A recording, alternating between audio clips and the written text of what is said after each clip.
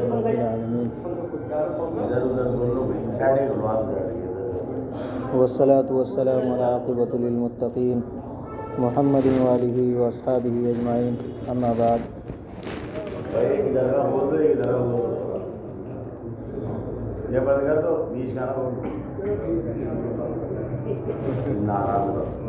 فاعوذ باللہ من الشیطان الرجیم، بسم اللہ الرحمن الرحیم۔ انا انزلناہ فی لیلۃ مبارکہ، صدق اللہ العظیم۔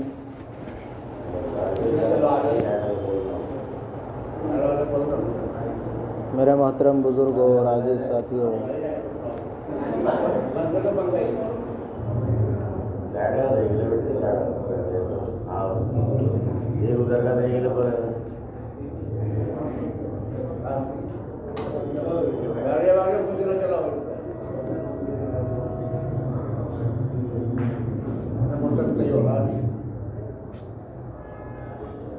اللہ تبارک و تعالیٰ کا عظیم احسان یہ ہے کہ اللہ تبارک و تعالیٰ نے ہم لوگوں کو بڑے بابرکت دن اور منور راتیں عطا فرمائی ہیں۔ امت محمدیہ صلی اللہ علیہ وسلم کو اللہ تعالیٰ نے مخصوص دن اور مخصوص راتیں عطا فرمائی، یعنی خاص دن اور خاص راتیں عطا فرمائی ہیں۔ میرے عزیز ساتھیوں، پہلے تو آپ کو یہ بتلاتا چلوں کہ یہ شعبان المعظم یعنی شعبان کا مہینہ چل رہا ہے۔ آج اس کی 14 تاریخ ہے اور 15ویں رات ہے۔ 14 تاریخ ہے، 15ویں رات ہے۔ یہ بات واضح ہوتی ہے، یہ 15ویں جو رات ہے اس کا نام علماء نے شب برات لکھا ہے۔ شب براۃن یعنی برات۔ برات کے معنی آتے ہیں کہ جہنم سے آزادی یا کسی چیز سے آزاد ہو جانا، کسی چیز سے آزاد ہونا، کسی چیز سے اپنے آپ کو دور کر لینا یا اپنے آپ کو تنہا کر لینا، الگ کر لینا، یہ تمام معنی شب برات کے آتے ہیں۔ شب کے معنی آتے ہیں رات کے، برات کے معنی آتے ہیں، یہ تمام معنی جو میں نے آپ کے سامنے بیان کیے ہیں۔ لیکن اب آپ کے سامنے یہ باتیں بتلاتا چلوں کہ کیا شب برات کی کوئی اہمیت ہے، کوئی فضیلت ہے؟ قرآن اور احادیث سے کیا معلوم ہوتا ہے؟ قرآن اور احادیث سے کیا معلوم ہوتا ہے؟ دیکھو، وہی دین اصل ہے جو قرآن اور احادیث سے ہمیں معلوم ہوتا ہو، جو قرآن اور احادیث سے ہمیں معلوم ہوتا ہو۔ اس کے علاوہ دین میں ذرہ برابر بھی کوئی بات داخل کرنا یہ بدعت ہے، اور بدعت گمراہی ہے، بدعت گمراہی ہے۔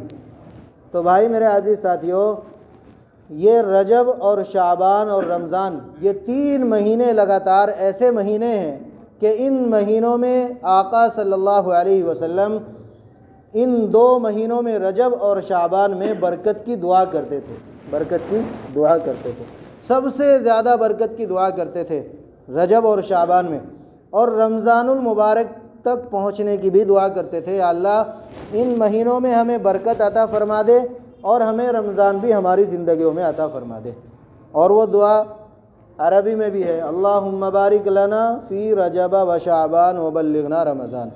یہ اصل دعا ہے ان مہینوں کی، دونوں مہینوں کی۔ شعبان کی ہر رات خاص ہے، شعبان کی ہر رات خاص ہے اور ہر دن خاص ہے۔ میرا اور آپ کے آقا جناب اماں عائشہ صدیقہ رضی اللہ تعالیٰ عنہ کی روایت سے معلوم ہوتا ہے کہ آقا صلی اللہ علیہ وسلم شعبان المعظم میں، شعبان کے روزے میں، جو رمضان سے پہلا مہینہ ہے، اس مہینے میں روزوں کی کثرت رکھتے تھے، اس مہینے میں روزوں کی کثرت رکھتے تھے۔ اس کی بنیاد یہ ہوتی تھی روزوں کی کثرت رکھنے کی کہ آقا صلی اللہ علیہ وسلم شعبان کے مہینے کو روزے رکھتے رکھتے رمضان تک ملا دیا کرتے تھے، روزے رکھتے رکھتے رمضان تک ملا دیا کرتے تھے، اور یوں فرمایا کرتے تھے کہ شعبان المعظم کی راتوں میں، شعبان کے دنوں میں اور شعبان کی راتوں میں پورے دن کے جو ہم نے اعمال گناہ کیے ہیں، یہ اچھے عمل کیے ہیں، ہر عمل اللہ تعالیٰ کے دربار میں حاضر ہوتے ہیں، اللہ تعالیٰ کے دربار میں حاضر ہوتے ہیں۔ اور میں یہ چاہتا ہوں اے عائشہ، میں یہ چاہتا ہوں کہ میرا ہر عمل اللہ کے دربار میں اس حالت میں حاضر ہو کہ میں روزے سے ہوں اور اللہ کے دربار میں میرے اعمال حاضر کیے جائیں، اور اللہ تعالیٰ میرے تمام گناہوں کو نیکیوں میں تبدیل فرما دے، میرے تمام گناہوں کو نیکیوں میں تبدیل فرما دے۔ یہ بھی آپ سے بتلاتا چلوں، قرآن اور احادیث سے اتنی روایتیں ہیں اس رات کی فضیلت میں، اتنی روایتیں ہیں، بہت ساری روایتیں ہیں، لیکن ہر روایت ضعیف ہے، ہر روایت ضعیف ہے، یعنی کمزور روایتیں ہیں، مضبوط روایت کوئی اس رات کی فضیلت میں نہیں ہے۔ اور یہ بھی آپ کو بتلاتا چلوں، دو طرح کے علماء ہو گئے، ایک علماء کی جماعت تو وہ ہو گئی جو کمزور روایتوں کو دیکھ کر اور امت کے اندر خرافات اور بدعات کو دیکھ کر اس رات کا انکار کر بیٹھے، اور دوسری علماء کی جماعت وہ ہے کہ انہوں نے اس رات کی فضیلت کو اتنا بڑھا چڑھا کر بیان کیا کہ لوگ اس رات کی فضیلت کو بیان کرتے ہوئے غلو کرنے لگے اور اس رات کی فضیلت میں اپنے آپ کو گناہ میں شامل کر لیتے ہیں، اس رات کی فضیلت میں اپنے آپ کو گناہ میں شامل کر لیتے ہیں۔ یہی باتیں پہلے سمجھنے کی ہے۔ کیا قرآن سے اس رات کی فضیلت معلوم ہوتی ہے؟ یہ بھی آپ کو بتلاتا چلوں، قرآن کریم سے کسی رات کی اگر فضیلت معلوم ہوتی ہے وہ شب قدر ہے۔ کون سی رات ہے بھائی؟ شب قدر ہے، اور شب قدر رمضان المبارک کی راتوں میں سے کوئی رات ہوتی ہے، آخری عشرے میں رمضان مبارک کی کوئی رات میں سے ایک رات ہوتی ہے، اس کی بھی تعین کر دی گئی، اس کی بھی تعین کر دی گئی۔ لیکن میرے عزیز ساتھیوں، کیا اس رات کی بھی قرآن کریم میں کوئی ذکر ہے؟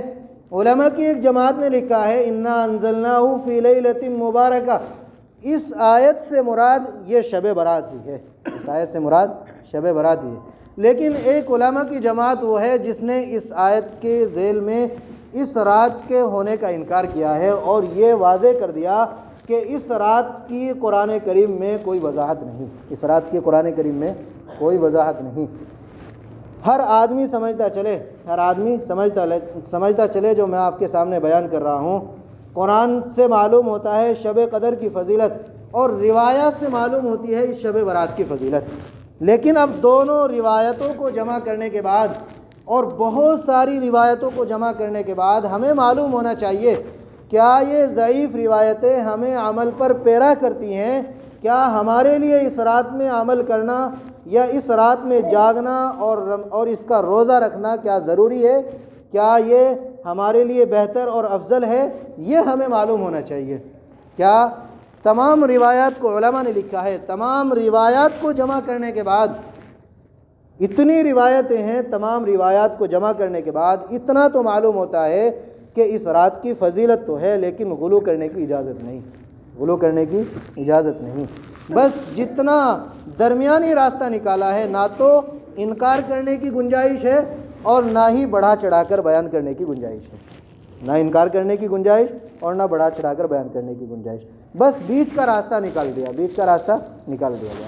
اب آپ کو بتلاتا چلوں اس رات میں کتنی خرافات ہوتی ہیں، اس رات میں کتنی خرافات ہوتی ہیں۔ آدمی اس رات میں غسل کرنا واجب سمجھتا ہے، آدمی اس رات میں غسل کرنا واجب سمجھتا ہے، حالانکہ احادیث اور قرآن سے کوئی معلوم نہیں ہوتا، بلکہ اسلام میں جو بھی تیوہار ہیں، اسلام میں جو بھی تیوہار ہیں، جو بھی اسلام میں ہماری کوئی عید ہو، عید الفطر ہو یا عید الاضحیٰ ہو، رات میں کہیں بھی غسل نہیں، رات میں کہیں بھی غسل نہیں۔ غسل اگر ہے تو صبح صادق کے بعد ہے، صبح صادق کے بعد ہے۔ تو جب دونوں عیدوں میں غسل نہیں تو اس رات میں غسل کیسے ہو سکتا ہے، اس رات میں غسل کیسے ہو سکتا ہے؟ ہاں، ایک بات اور واضح کر دوں یہاں آپ کے سامنے، بہت سارے لوگوں کو اس پر یہ واضح اعتراض ہوگا کہ غسل کرنے سے کیا انکار ہے۔ یہ بات حقیقت ہے کہ اگر کسی چیز کو ثواب سمجھ کر کیا جائے گا اور وہ اس رات میں یا اس رات کی فضیلت پر وہ عمل نہیں ہوگا تو وہ عمل گناہ بنے گا، ثواب نہیں بنے گا، وہ عمل گناہ بنے گا، ثواب نہیں بنے گا۔ دوسری بات یہ ہے بھائی میرے عزیز ساتھیوں کہ کیا ہمیں غسل کرنا چاہیے، کپڑے پہننے چاہیے؟ ہاں، پہننے چاہیے، لیکن میرے عزیز ساتھیوں حدود کے دائرے میں رہتے ہوئے پہننے چاہیے۔ ایسا نہیں جو آدمی ثواب سمجھ کر غسل کرے اور جو آدمی اس رات کو افضل سمجھ کر غسل کرے وہ گناہ کا مرتکب ہوگا، وہ گناہ کا مرتکب ہوگا، بلکہ یہ سمجھ کر غسل کر سکتا ہے، یہ سمجھ کر کپڑے پہن سکتا ہے کہ میں اللہ کی عبادت کے لیے جا رہا ہوں، غسل کر کے نئے کپڑے پہن کر یا اچھے کپڑے پہن کر خوشبو لگا کر کیا کروں گا؟ مسجد میں جا کر نوافل پڑھوں گا، پھر ثواب ہو جائے گا۔ پھر کیا ہو جائے گا؟ ثواب ہو جائے گا۔ اپنا ذہن کھولنے کی کیا ہے؟ ضرورت ہے۔ بہت ساری باتیں میں آپ کے سامنے بیان کروں۔ آقا صلی اللہ علیہ وسلم نے ارشاد فرمایا کہ جو عمل غیروں کی مشابہت اختیار کرتا ہو وہ عمل کبھی بھی مسلمان کے لیے ثواب کا باعث نہیں بنتا، وہ عمل کبھی بھی مسلمان کے لیے ثواب کا باعث نہیں بنتا۔ اب غیروں کی مشابہت کیا ہے؟ اس سے معلوم ہوتا ہے کہ غیروں کی مشابہت میں ہم اتنا ڈوب گئے، یہ چراغا کرنا، اپنے گھر میں چراغ جلانا، قبرستان جانا اور قبرستان میں چراغ جلانا، اور بھائی میرے عزیز ساتھیوں اس رات میں پٹاخے اور اس رات کی خوشی منانا، اس رات کی خوشی منانا، اس سے معلوم ہوتا ہے کہ اسلام میں رات کا کوئی بھی تہوار نہیں۔ اس سے معلوم ہوتا ہے کہ اسلام میں رات کا کوئی بھی تہوار نہیں۔ یہاں تک کہ شب قدر میں بھی غسل کرنا درست نہیں، یہاں تک کہ شب قدر میں بھی غسل کرنا درست نہیں۔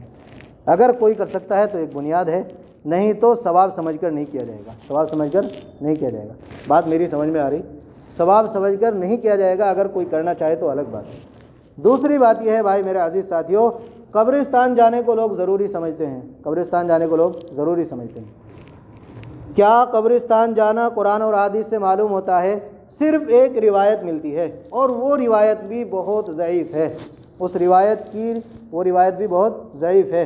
لیکن میرے عزیز ساتھیوں اگر کوئی شخص قبرستان جانا ہی چاہتا ہے تو اجتماعی عمل کے ساتھ نہیں جا سکتا، یعنی ٹولی بنا کر 5-7 آدمی اکٹھے ہو کر یا 3-4 آدمی اکٹھے ہو کر جانا درست نہیں، 3-4 آدمی اکٹھے ہو کر جانا درست نہیں۔ پہلی بات تو اس رات میں جانا ہی درست نہیں، پھر جس عمل کے ساتھ ہم جا رہے ہیں اس عمل کے ساتھ جانا درست نہیں۔ اگر جانا ہی ہے تو بھائی میرے عزیز ساتھیوں اس کا علماء نے جو طریقہ لکھا ہے کہ گھر سے چپ چاپ نکلے اور اللہ سے ڈرتا ہوا نکلے، اور دل پر خوف طاری ہو اور دل میں ڈر پیدا ہو کہ مجھے بھی ایک دن جہاں جا رہا ہوں مجھے بھی ایک دن وہاں جانا ہے، اور نکلتا ہوا اللہ سے معافی مانگتا ہوا جائے اور جا کر تمام قبر والوں سے سلام کرے، السلام علیکم یا اہل القبور یغفر اللہ لنا ولکم، یغفر اللہ لنا ولکم، یہ دعا پڑھے اور پھر وہیں ثواب پہنچا کر واپس آ جائے۔ کچھ لوگ یہ سمجھتے ہیں جب قبرستان چلے گئے تو اب یہاں نوافل پڑھیں، یہ بھی درست نہیں۔ کچھ لوگ یہ سمجھتے ہیں کہ آقا صلی اللہ علیہ وسلم قبرستان گئے تھے اور سجدے میں جا کر روئے تھے تو ہمیں بھی سجدے میں جا کر رونا چاہیے، یہ بھی امت کے لیے درست نہیں۔ وہ آقا صلی اللہ علیہ وسلم کی خصوصیت تھی، وہ آقا صلی اللہ علیہ وسلم کے ساتھ وہ عمل خاص تھا، کسی اور کے ساتھ وہ عمل خاص نہیں ہے۔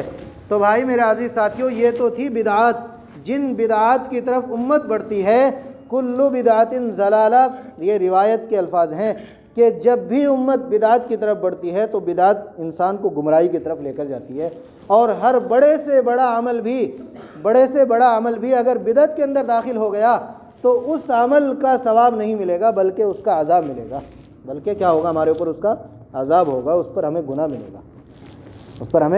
ملے گا۔ تیسری بات بھائی میرے عزیز ساتھیوں یہ ہے کیا ہمیں مسجد میں عمل کرنا چاہیے؟ کیا ہمیں مسجد میں بیٹھ کر عمل کرنا چاہیے یا اپنے گھروں میں عمل کرنا چاہیے یا تنہا عمل کرنا چاہیے یا اکٹھے ہو کر عمل کرنا چاہیے؟ بہت ساری جگہ ایسا ہوتا ہے کہ ایک آدمی کتاب پڑھ رہا ہے سب سن رہے ہیں، بہت ساری جگہ ایسا ہوتا ہے کہ آدمی نوافل کی نماز پڑھا رہا ہے سب پڑھ رہے ہیں، بہت ساری جگہ ایسا ہوتا ہے کہ تمام کی تمام مسجدیں اس رات میں بھری ہوئی ہوتی ہیں اور عبادت کی جاتی ہے۔ کیا یہ درست ہے کہ نہیں ہے؟ یہ بھی آپ کے سامنے وضاحت کر دوں، پہلے دور سے لے کر 1400 سال پیچھے بھی جائیں گے تو آج بھی اگر مدینہ منورہ میں جا کر دیکھیں گے ان راتوں میں مسجدوں میں کوئی آدمی نہیں آپ کو ملے گا، اس رات میں کوئی آدمی مسجد میں آپ کو نہیں ملے گا۔ اگر اس رات میں ہمیں عمل کرنا ہی ہے اور اس رات کو افضل اور فضیلت کے ساتھ گزارنا ہے تو اپنے گھروں کو عبادت گاہ بناؤ۔ آپ تو اپنے گھر سے چل کر مسجد میں آ گئے، اب آپ کے گھر والوں کا کیا ہوگا؟ آپ کو چاہیے کہ اپنے گھر والوں کو لے کر نفلی عبادات میں کیا کریں؟ نفلی عبادات میں لے کر ان کو بیٹھیں اور ان کو عبادات کی کیا کریں؟ ترغیب دیں، کیونکہ جو چیز گھر میں آقا صلی اللہ علیہ وسلم نے عمل کرنے کے لیے کہی وہ گھر میں ہی ہونی چاہیے، اور اگر وہ گھر میں ہوگی تو گھر میں برکتیں اتریں گی۔ اس رات میں جو معمولات لکھے گئے ہیں ان معمولات کو پورا کیا جائے گا۔ بھائی میرے عزیز ساتھیوں، اسی لیے ہمیں جتنا بھی وقت ہو سکے مسجد میں گزارے، اس کے بعد اپنے گھر میں زیادہ سے زیادہ وقت عبادت میں گزارنا چاہیے، عبادت میں گزارنا چاہیے۔ اور بھائی میرے عزیز ساتھیوں، کیا 15ویں رات کے بعد 15ویں تاریخ کا روزہ افضل ہے کہ نہیں؟ کیا یہ روزہ رکھنا چاہیے کہ نہیں چاہیے؟ کیا روایت کیا کہتی ہے، قرآن کیا کہتا ہے؟ قرآن سے تو اس روزے کا کوئی چیز معلوم نہیں ہوتی، کوئی وضاحت اس کی معلوم نہیں ہوتی، لیکن احادیث سے معلوم ہوتی ہے، روایت سے معلوم ہوتی ہے۔ اور یہ بھی آپ کو بتلا دوں، وہ روایت بھی ضعیف ہے، روایت سے معلوم ہوتا ہے کہ آقا صلی اللہ علیہ وسلم اس رات کے بعد جو دن آتا تھا اس کا روزہ رکھتے تھے، اس رات کے بعد جو دن آتا تھا اس کا روزہ رکھتے تھے، اور اس کو اتنی اہمیت نہیں دیتے تھے جتنی اہمیت آج کے زمانے میں دی جاتی ہے، بلکہ شعبان کے پوری راتوں کے اور پورے دن کے روزے رکھنا کیا ہے؟ آقا صلی اللہ علیہ وسلم سے ثابت ہے۔ تو اب اس رات کے اسی دن کے روزے کو خاص کرنا تو اسلام میں کوئی اجازت نہیں، اسی روزے کو خاص کرنا اسلام میں کوئی اجازت نہیں۔ لیکن بھائی میرے عزیز ساتھیوں، ہمیں روزہ رکھنا چاہیے، کیونکہ شعبان کے کوئی بھی روزہ اب تک ہم نے نہیں رکھا، اور آقا صلی اللہ علیہ وسلم نے بہت سارے روزے رکھے ہیں، یہاں تک کہ روزے رکھتے رمضان مبارک سے روزے ملا دیا کرتے تھے، اور ہمیں تو آدھا شعبان گزر گیا، ایک بھی روزہ نہیں رکھا۔ تو اس لیے ہمیں چاہیے کہ اس رات کے بعد جو دن آ رہا ہے اس کا روزہ رکھیں، اور یہ سمجھ کر روزہ نہ رکھیں کہ 15ویں تاریخ کا روزہ رکھا جاتا ہے، یہ سمجھ کر روزہ نہ رکھیں، یہ سمجھ کر روزہ رکھیں کہ شعبان کی رات ہے، ہم عبادت کریں گے اور شعبان کا ہی روزہ ہے، ہم شعبان کا روزہ رکھیں۔ پھر اللہ تعالیٰ آپ کی زندگیوں میں جو برکت کا ایک نمونہ ہے وہ بھی عطا کریں گے، اور آپ کی روزی بھی بڑھا دی جائے گی، بھائی میرے عزیز ساتھیوں، یہی عمل اگر آپ یہ سوچ کر کریں گے تو یہ عمل آپ کے ثواب کا باعث بنے گا، اور آپ کی زندگیوں کو بھی تبدیل کرے گا، اور انسانی زندگی کے ماحول کو بھی سامنے لا کر رکھے گا کہ ہمیں کیا کرنا چاہیے، کیا نہیں کرنا چاہیے۔ اب بات یہ ہے کہ روزہ رکھنے کے بعد افطار میں کیا ہوتا ہے؟ بھائی میرے عزیز ساتھیوں، 15ویں تاریخ کے روزے میں کیا ہوتا ہے؟ 15ویں تاریخ کے روزے میں بڑے اچھے دیکھو کھانا بنائے، اچھے سے اچھا بنائے، اسلام اس کو منع نہیں کرتا ہے، لیکن خاص سمجھ کر کے یہ دن خاص ہے، یہی سمجھ کر کھانا بنا کر دوسروں کے گھر پہنچانا، یہ بدعت ہے۔ یہ کیا ہے؟ بدعت ہے۔ حلوہ بنانا، حلیم بنانا، یا کوئی اور ڈش اس میں کیا کر لینا، خاص کر لینا کہ یہ ہم اس میں ہی کیا کریں گے، بنا کر لوگوں کے سامنے یا لوگوں کے گھروں میں پہنچائیں گے، وہ اس میں خاص نہیں۔ آپ عید الفطر میں بنائیں اور لوگوں تک پہنچائیں، عید الاضحیٰ میں بنائیں پہنچائیں، یہ اجازت ہے ہر جگہ، لیکن اس رات کے بعد جو روزہ آیا ہے اس روزے میں لوگوں کو دعوت دینا اور لوگوں کو کھلانا، یہ تو کہیں سے اجازت نہیں ہے۔ یہ تو کیا بنے گا؟ یہ تو پھر اس روزے کے ساتھ خاص ہو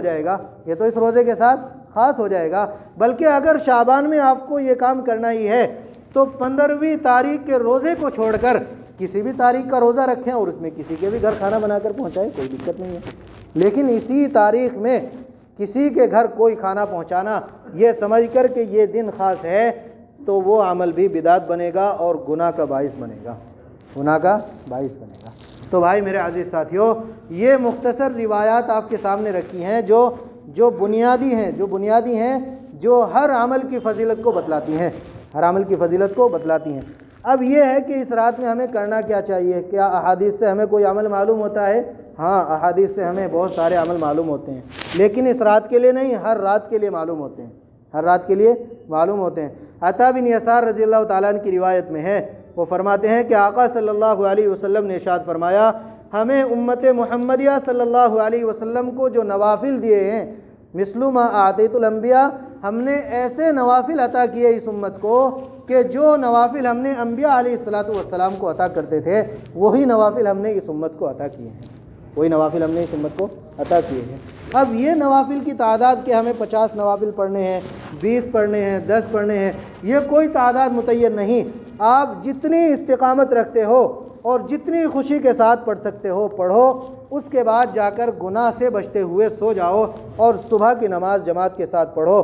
ایک روایت آپ کے سامنے اور بیان کر دوں، آقا صلی اللہ علیہ وسلم نے ارشاد فرمایا کہ جو شخص جو شخص گناہ سے بچ کر عشاء کی نماز پڑھے اور عشاء کی نماز کے بعد گناہ سے بچتا ہوا فوراً سنت کے مطابق سو جائے اور صبح اٹھ کر فجر کی نماز پڑھے، اس کی پوری رات عبادت میں شمار ہوتی ہے، اس کی پوری کی پوری رات عبادت میں شمار ہوتی ہے اور اس کو عبادت کا پوری رات کی عبادت کا ثواب ملتا ہے۔ تو بتاؤ بھائی میرے عزیز ساتھی، اور ہم کیا کرتے ہیں؟ ٹولیاں بنا کر ادھر ادھر گھوم رہے ہیں، موبائل چلا رہے ہیں اور ساری خرافات ہم اپنے بنیادی عمل کو سامنے رکھ، بلکہ موبائل اتنا ایک عجیب عمل ہمارے سامنے موبائل رکھا گیا ہے۔ اس دنیا نے انسان کو پھنسانے کے لیے سب سے مضبوط عمل گناہ کا اگر کوئی رکھا ہے تو موبائل رکھا ہے۔ کیا رکھا ہے؟ موبائل رکھا ہے۔ بھائی آدمی انٹرنیٹ چلاتا ہے، انٹر کے معنی کیا آتے ہیں؟ پڑھے لکھے بچے بیٹھے ہیں، انٹر کے معنی داخل ہونے کے آتے ہیں، نیٹ کے معنی کیا آتے ہیں؟ جال کے آتے ہیں۔ تو اگر مثال کے طور پر معنی کچھ اور بھی ہو جائے، لیکن اگر ہم معنی یہ لے کہ نیٹ کے اندر داخل ہو جاؤ، تو ہمارے ذہنوں کو اس دنیا نے اور یہودیوں کی سازش نے ہمارے ذہنوں کو انٹرنیٹ کے اعتبار سے قید کر دیا ہے، جال میں کیا کر دیا ہے؟ پھنسا دیا ہے۔ اب تم کیا کرتے جاؤ؟ موبائل چلاتے جاؤ، تقریریں سنتے جاؤ، وقت گزرتا جائے گا، سنتیں ختم ہوتی جائیں گی۔ جہاں جس عمل میں سنت ختم ہوتی ہو اس عمل کو چھوڑ کر اگر کوئی تقریر اور قرآن بھی سنتا ہے، بھائی میرے عزیز ساتھیوں، وہ قرآن اور وہ تقریر بھی اس کے لیے کیا بنے گی؟ گناہ کا باعث بنے گی۔ وہ تقریر اور وہ قرآن بھی کیا بنے گا؟ اس کے لیے گناہ کا باعث بنے گا۔ ایک روایت میں آقا صلی اللہ علیہ وسلم نے ارشاد فرمایا، بعض لوگ وہ ہوں گے جو قرآن پڑھیں گے اور وہ قرآن ان کو جنت سے ہٹا کر جہنم میں لے کر جائے گا۔ وہ قرآن ان کو کہاں لے کر جائے گا؟ جہنم میں لے کر جائے گا۔ سوچو تو صحیح کتنی مضبوط روایتیں ہیں۔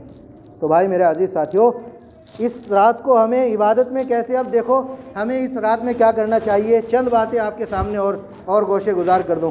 بھائی میرے عزیز ساتھیوں، اس رات میں سب سے پہلا عمل جو ہم نے احادیث کے مطابق بتایا، اگر کوئی استقامت رکھتا ہے، آپ نے نماز پڑھی، بیان سنا، اب اگر استقامت ہے آپ کو عمل کرنے کی، 2-4 نوافل مسجد میں پڑھیں، اس کے بعد فوراً جا کر اپنے گھر پڑھیں اور اپنے گھر آپ لوگ اگر نوافل پڑھیں گے تو آپ کی عورتیں بھی پڑھیں گی، بچے بھی پڑھیں گے، ایک ماحول بنے گا۔ جب ماحول کے اندر آپ عمل کریں گے اور عمل کرنے کے بعد جلدی سو جائیں گے، پھر صبح اٹھیں گے، سحر کے لیے سحر کھائیں گے، صبح اٹھیں گے سحر کے لیے سحری کھائیں گے، سحری کھانے کے بعد پھر آپ کیا کریں گے؟ فوراً نماز کے لیے آئیں گے۔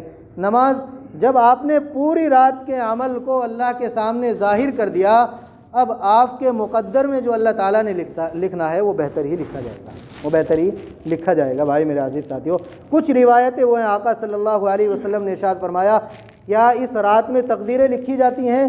کیا اس رات میں موت کے فیصلے ہوتے ہیں؟ کیا اس رات میں ساری چیزوں کے فیصلے ہوتے ہیں؟ اس کی کیا اہمیت ہے، اس کی کیا حقیقت ہے، آپ کے سامنے یہ بھی بتلا دوں۔ روایات سے اس کی بہت ساری حقیقتیں معلوم ہوتی ہیں۔ اگر انا انزلناہ فی لیلۃ مبارکہ سے مراد اس رات کو لیا جائے تو واقعی ہی اس رات میں یہ فیصلے ہوتے ہیں، لیکن اگر اس رات سے مراد بعض علماء نے شب قدر کو لیا ہے تو اس رات میں پھر وہ فیصلے نہیں ہوتے، بلکہ شب قدر میں وہ فیصلے ہوتے ہیں۔ لیکن اب یہ بات بھی واضح کر دوں، دونوں راتیں ہمارے سامنے ہیں، شب برات بھی اور شب قدر بھی، تو کون سی رات کی بنیاد ہمارے سامنے پہلی ہونی چاہیے؟ سنو بھائی، کتنی عجیب بات ہے، کون سی رات کی بنیاد ہمارے سامنے پہلی ہونی چاہیے؟ اب علماء نے اس کو ایسا طریقہ لکھا ہے، علماء نے، دیکھو سب کے ذہن صاف ہو جائیں گے، ایسا طریقہ لکھا ہے علماء نے کہ اللہ تعالیٰ اس رات میں تو لسٹیں تیار کرتا ہے کہ کتنے لوگوں کی اس سال میں موت ہونی ہے، کتنے لوگوں کو رزق کتنا دیا جانا ہے، اور کتنے لوگ اس سال پیدا ہوں گے، اور کتنی بنیادیں اس سال میں کیا ہونا ہے، ساری چیزیں اس رات میں فہرستیں تیار ہوتی ہیں۔ اور وہ فہرستیں تیار ہونے کے بعد فرشتوں کو نہیں تھمائی جاتی۔ اس رات سے لے کر شب قدر تک کتنے دن بیٹھتے ہیں؟ اس رات سے لے کر شب قدر سے شب برات سے لے کر 15 دن تو رمضان تک ہو گئے، اور 15 پھر رمضان کی لگا لو 1 مہینہ، تو آخری عشرے میں شب قدر ہوتی ہے، یہ لگا لیجئے کہ 1 مہینے سے بھی زیادہ 40 دن کے قریب بیٹھ رہے ہیں۔ تو اس رات میں جو فیصلے ہمارے لیے ہوئے، اگر کوئی تقدیر کا فیصلہ ہمارے لیے غلط ہو گیا تو ہم اللہ سے مانگ کر اس فیصلے کو شب قدر تک تبدیل کرا لیں، اللہ سے مانگ کر شب قدر تک تبدیل کرا لیں۔ اب آپ کے سامنے یہ سوال ظاہر ہوگا کہ کیسے پتہ چلے گا کہ تقدیر کا فیصلہ کیسا ہوا ہے؟ یہ تو کوئی بھی نہیں بتا سکتا، یہ تو اللہ ہی کو معلوم ہے۔ لیکن ہاں، یہ تو عمل ضرور سمجھے کہ جو تقدیر کے فیصلے ہوئے ہیں ان کو تبدیلی اگر ہونی ہے شب قدر تک ہوگی۔ شب قدر کے بعد جو لسٹیں تیار ہوں گی، جو ساری چیزیں تیار ہوں گی، پھر ان کے بعد کوئی تبدیلی نہیں ہوگی۔ ان کو کیا کر دیا جائے گا؟ فرشتوں کو سما دیا جائے گا اور پورے سال کے لیے ان پر عمل ہونا شروع ہو جائے گا۔ پورے سال کے لیے ان پر عمل ہونا شروع ہو جائے گا۔ یہ ایک علماء نے کیا لکھی ہے؟ ایک ترتیب لکھی ہے۔ علماء نے کیا لکھی ہے؟ ایک ترتیب لکھی ہے جو میں نے آپ کے سامنے ظاہر کر دی۔ اب بالکل آپ کا ذہن صاف ہو گیا ہے اس بنیاد پر کہ کیا اس رات میں فیصلے ہوتے ہیں کہ نہیں ہوتے۔ اگر مان لیا جائے کہ ہوتے ہیں اس رات میں فیصلے، اگر اس رات میں فیصلوں کی لسٹیں تیار ہوئی تو یہ بات تو واجب ہے کہ شب قدر تک وہ فیصلے کیا ہو سکتے ہیں؟ تبدیل ہو سکتے ہیں۔ مثال کے طور پہ دنیا کی مثال لے لیجئے، ہم نے کوئی سنستھا چلاتے ہیں، اس میں کوئی چیز ہم نے تیار کی، اب ہم نے ایک وقت رکھ دیا کہ ایک مہینے کے اندر ایک مہینے کے پاس تک یہ لسٹیں ہمارے پاس رہیں گی اور جو تبدیلیاں اس میں ہونی ہے، جو بھی ہونی ہے، سب کے سامنے رکھ کر تبدیلی ہو جائے گی۔ اور جب ان لسٹوں میں تبدیل ہو کر لوگوں کو تھما دی جائیں گے، عمل کرنے والوں کو، پھر اس میں کیا نہیں ہوگی؟ کوئی تبدیل نہیں ہوگی۔ یہ اصول ہوتا ہے دنیا کا، اور اللہ کا بھی یہی اصول ہے، اللہ تعالیٰ کا بھی یہی اصول ہے۔ پھر جو چیزیں ہمارے لیے تقدیر ہو گئی، مقدر ہو گئی، اب اس کو کوئی نہیں بدل سکتا۔ اس کو صرف ایک چیز بدل سکتی ہے، وہ ہے دعا۔ اور دعا ہماری، اگر دعا میں اثر ہے تو ساری چیزیں تبدیل ہوتی ہیں۔ آپ کو یہ بھی بتلا دو آخری وقت میں کہ تقدیر کی دو قسمیں ہیں، تقدیر معلق اور تقدیر مبرم۔ تقدیر معلق اس کو کہتے ہیں جو اللہ کا بالکل اٹل فیصلہ ہے، اللہ کا جو بالکل اٹل فیصلہ ہے اس کو کہتے ہیں تقدیر معلق۔ تقدیر مبرم یعنی جو اللہ کا بالکل اٹل فیصلہ ہے، جو ہو کر رہے گا، یہ ہو کر رہے گا، اس کو کہتے ہیں تقدیر مبرم۔